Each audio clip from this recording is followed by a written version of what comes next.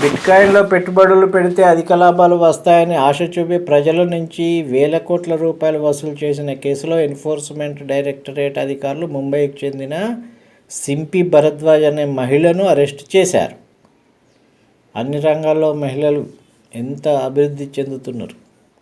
ముంబైకి చెందిన variable private limited అనే సంస్థకు సింపి భరద్వాజ్, ఆమె భర్త అజయ్ భరద్వాజ్తో పాటు అమిత్ భరద్వాజ్, వివేక్ భరద్వాజ్, మహేందర్ భరద్వాజ్ అనే వ్యక్తులు ప్రమోటర్లుగా వ్యవహరిస్తున్నారు. ఈ సంస్థ గెయిన్ బిట్కాయిన్ స్కీమ్ను నిర్వహిస్తుంది.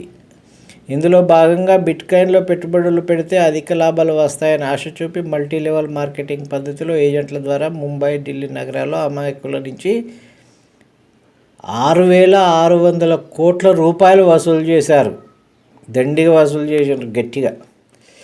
ఆ మొత్తాన్ని విదేశాల్లోని పలు సంస్థల ఖాతాలకు బదిలీ చేశారు. అనంతరం ఆ డబ్బుతో విదేశాల్లో పెద్ద ఎత్తున స్థిరాస్తులు కొనుగోలు చేసినట్టు ఈడీ వెల్లడించింది.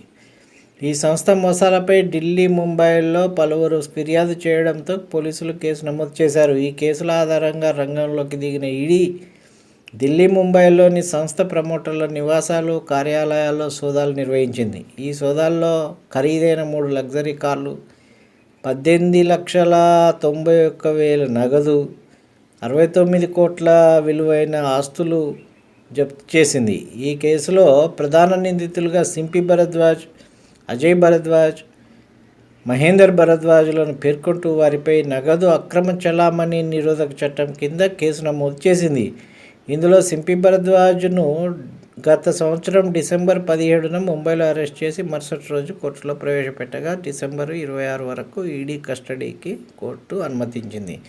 మరో 2 నిందితులు అజయ్, మహేందర్లు పరారులో ఉన్నట్టు ఈడీ తెలిపింది. చూసుకోండి కథ ఎట్లున్నదో.